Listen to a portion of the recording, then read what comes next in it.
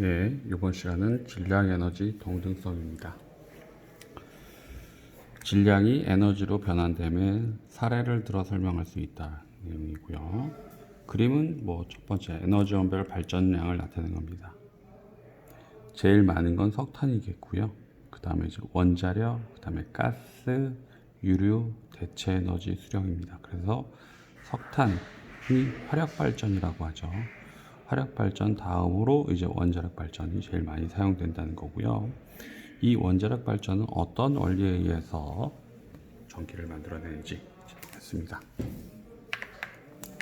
처음에 73페이지 아래쪽에 보면 질량의 상대성 알아보기 위해서 키움 활동이 있습니다. 입자 가속기 내부에서 입자 가속기라는 건 뭐냐면요. 입자의 속력을 증가시켜 가지고 이게 양성자가 점점 빨라지면서 무언가에 부딪히면 그것이 이제 안에 있던 원자라든지 핵이라든지 이것이 부서지면서 여러 가지 다른 물질들로 안에 있던 물질들이 부서지면서 원래 있던 합쳐져 있던 물질이 분해되면서 이제 여러 가지 물질이 나올 겁니다. 그래서 그것이 무엇인지 관찰하는 거를 이제 입자 가속기라고 얘기하는데, 입자 가속기에선 양성자를 일정 거리를 이동한 동안 양성자에 힘을 가해서 양성자의 운동 에너지를 증가시킨대요. 그래서 일을 해가지고 에너지를 점점 증가시켜서 이제 속도를 점점 빠르게 하는 겁니다. 근데 양성자가 있어요. 요것도 하나의 입자죠. 입자에다가 여기다 힘을 가합니다. 그리고 요걸 S만큼 이동시켰다고 그래. 그래서 양성자 여기까지 이동했습니다. 그러면 양성자의 해준율은 W = F 곱하기 S가 될 테고요. 그건 결국에 그 양성자의 운동 에너지가 됐겠죠. 그래서 해준율을 구합니다.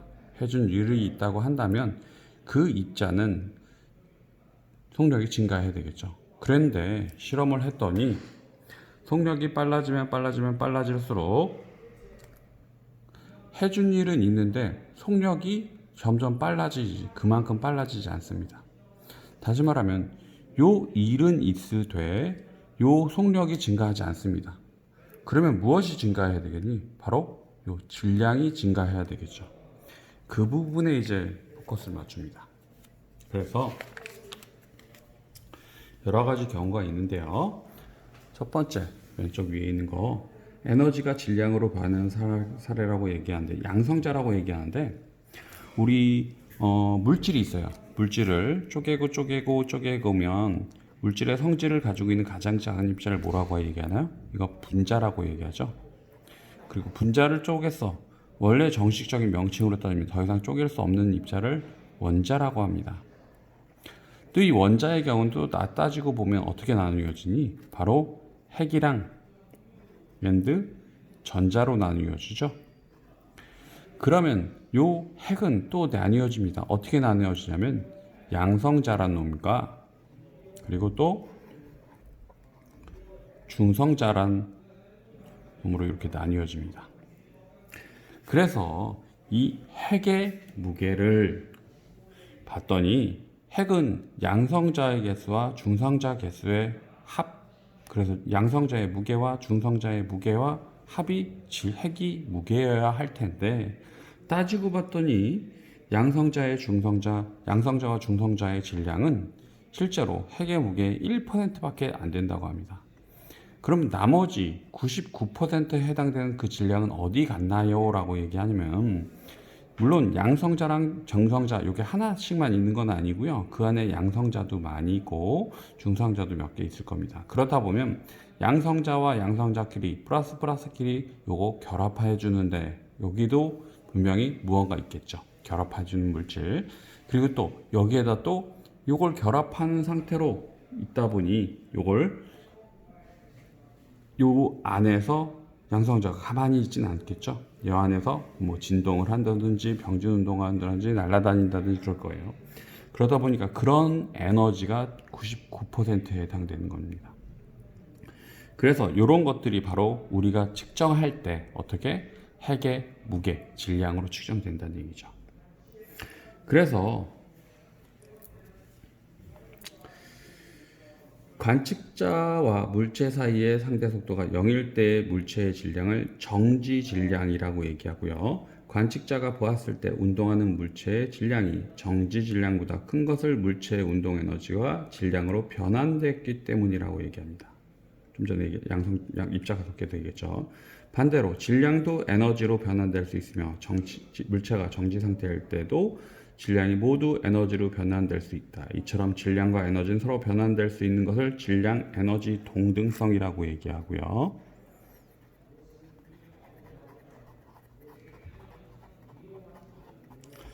그래서 요거는 공식이 어떻게 되냐? E equal mc 제곱입니다. 혹시 들어봤나요? mc 스퀘어라고? 그 공식이죠. 그래서 여기서 말하는 질량은 뭐냐면 정지했을 때 질량입니다. 왜냐면 이 물체가 어떤 입자가 속도를 가지게 되면 속력이 빠르게 되면 그 물체의 속력이 증가하게 되니까 속력이 증가하게 되면 어떻게 돼? 그 물체의 질량도 상당히 증가합니다. 구체적으로 얘기하면 지난 시간에 특수산도성 이론에서 루트 1-c분 제곱분의 1 요거 해서 요거 혹시 기억하나요? 그래서 t 고유는 t 이렇게 해서 여기서 하는 게 m0 그리고 m 이렇게도 집어넣을 수 있어요. 그러다 보니까 속력이 빨라져 버리면 질량은 광속에 가면 무한대가 됩니다. 그러다 보니까 공급되는 에너지, 속력이 빨라지려면 공급돼야 되는 에너지가 훨씬 더 많이 들어간다는 얘기고요. 역으로 요건 질량이 에너지로 바뀔 수 있다는 얘기고요.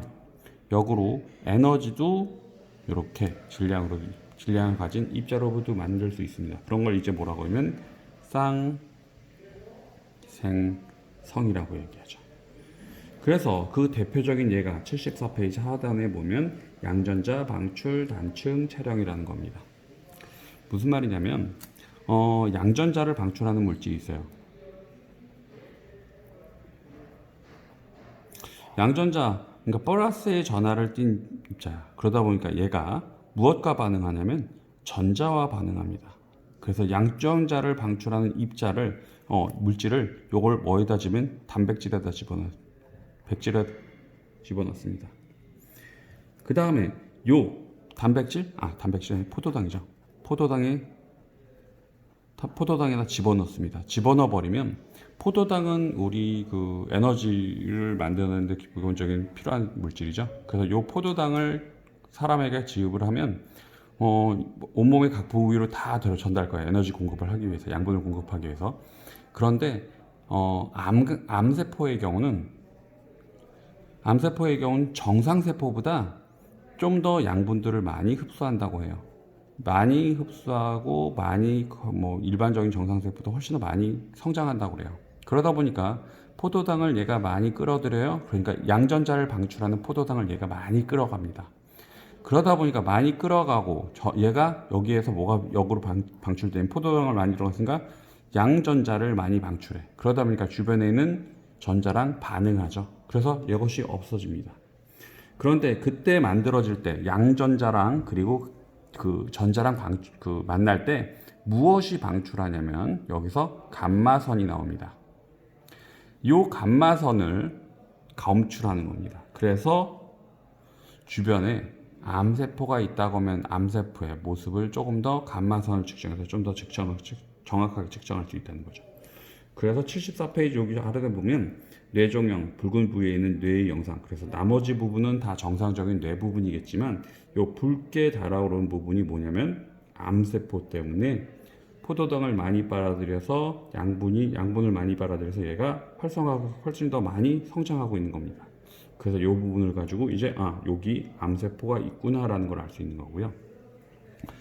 그래서 핵변환과 에너지를 보면 질량 변화에는 에너지가 변하는 모든 상황에서 일어나지만 대부분 질량 변화가 매우 작아 감지하기 어렵다. 무슨 말이냐면 우리가 일상생활에서 보통 거시적인 관점에서 보는 건 질량의 변화는 거의 없습니다.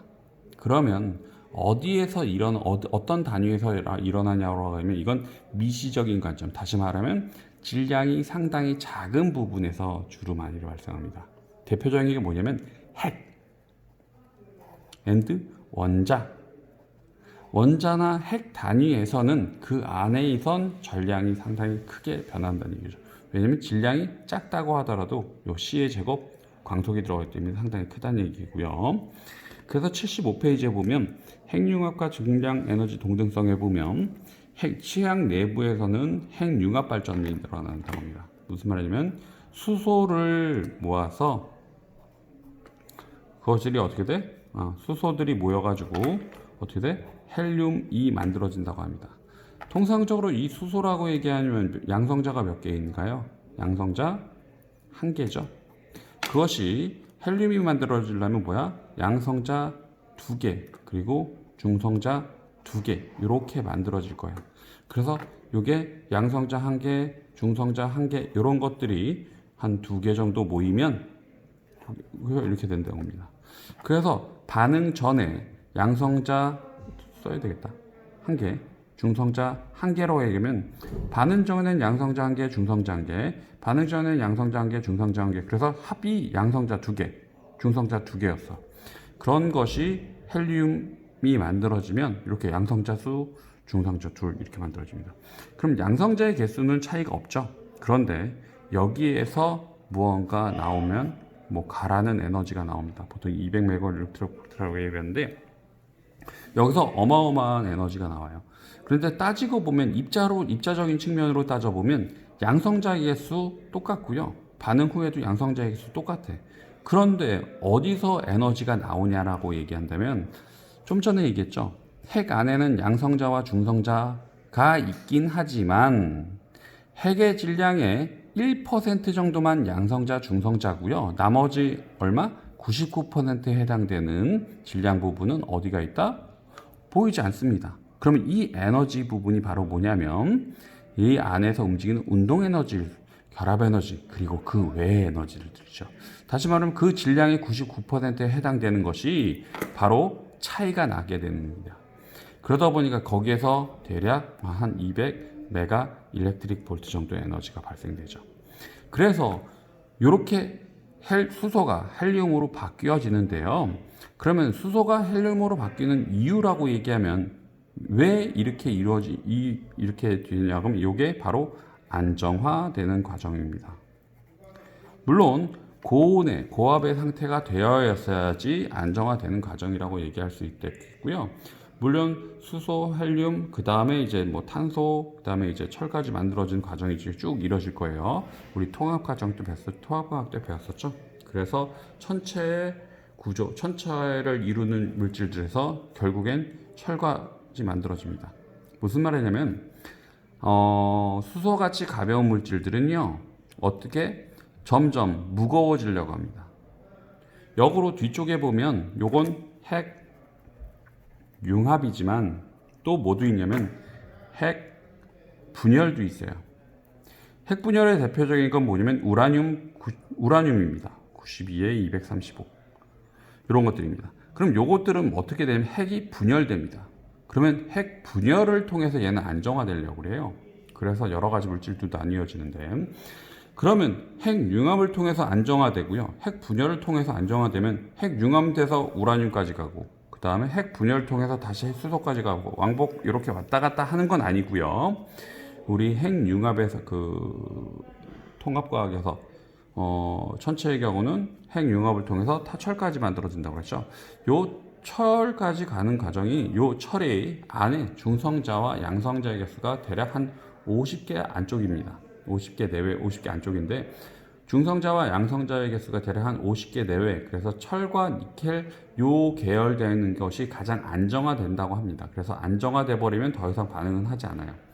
그래서 요것이 반응이 만들어지고 나면 그 다음에 더 이상 물질을 만들어지지 않아. 그러면 요거보다 더 무거운 철보다 무거운 물질들은 어떻게 만들어지냐라고 얘기하면 통합과학에서 외쳐보냐? 바로 요것이 초신성 폭발을 하면서 초신성에 대해서 폭발되면서 고온의 고압의 에너지를 가지게 되면서 아주 안에서 철보다 무거운 물질들, 뭐 우라늄 같은 것들이 만들어진다고 하죠.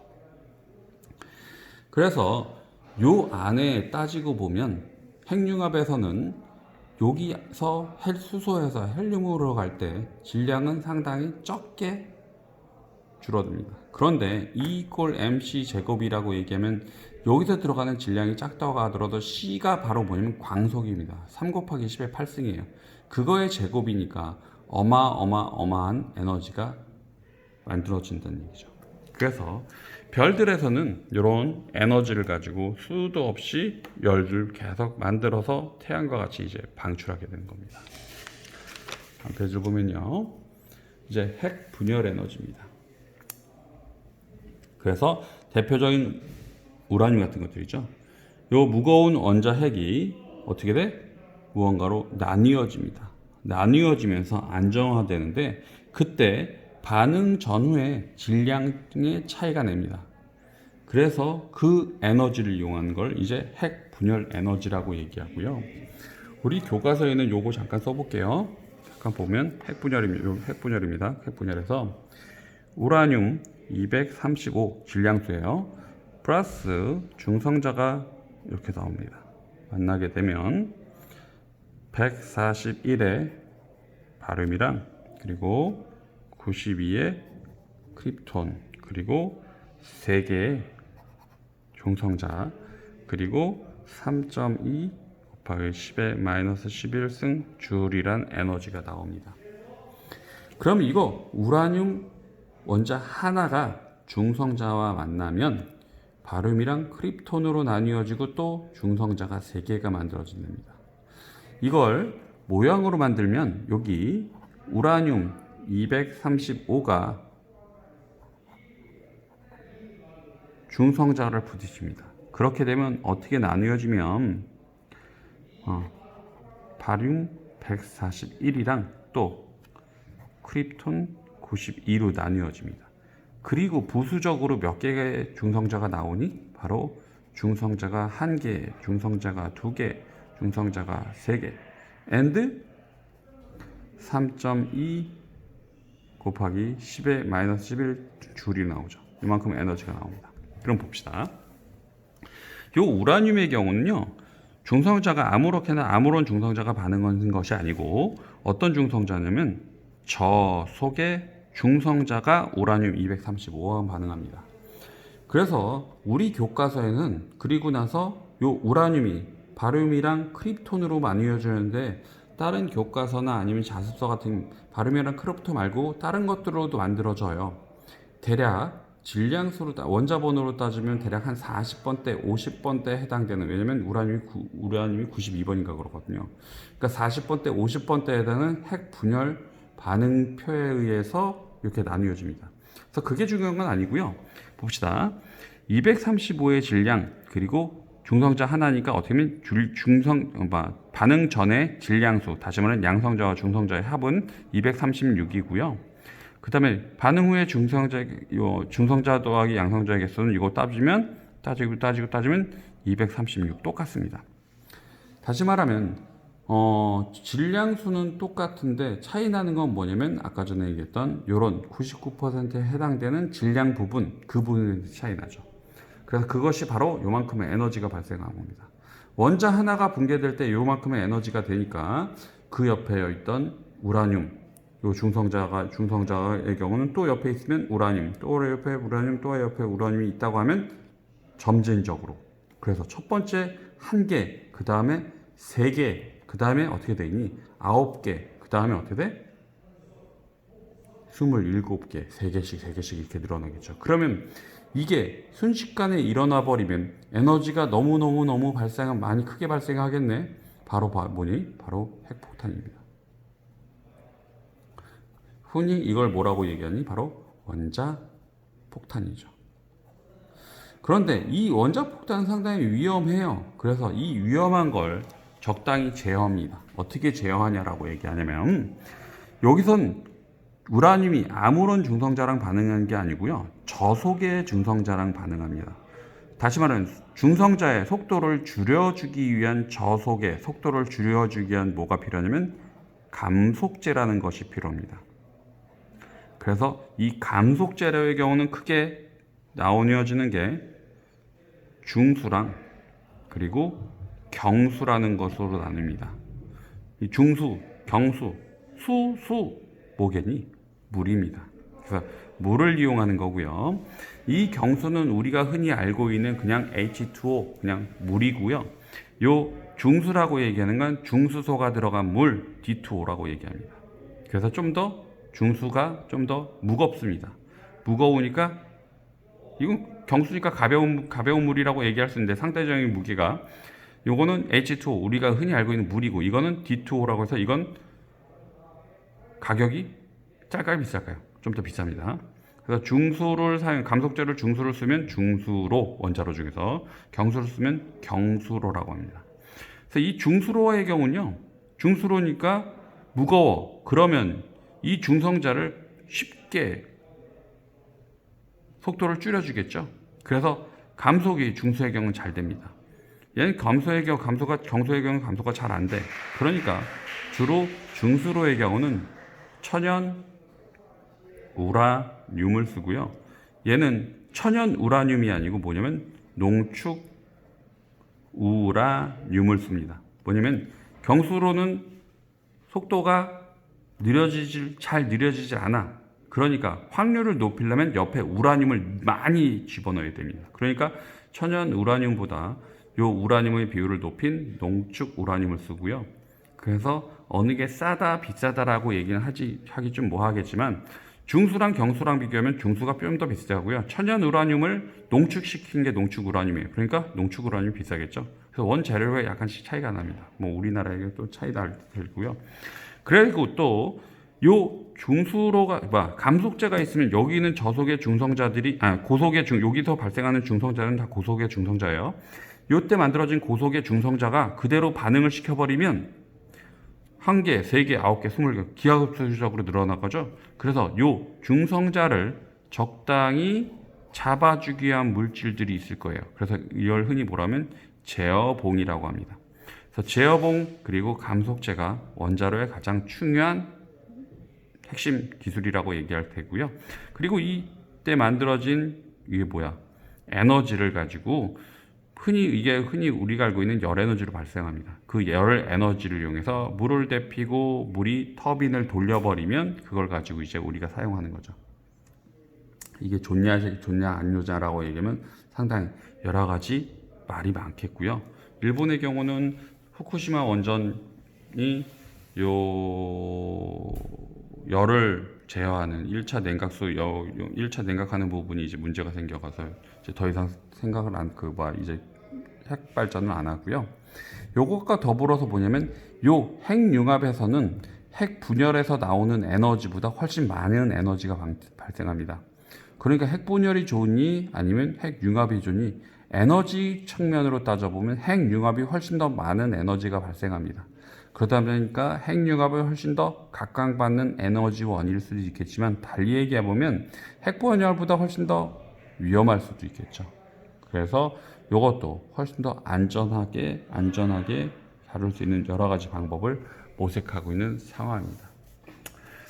이번 시간은 중단한 마무리 좀 보고요. 여기까지 마치겠습니다.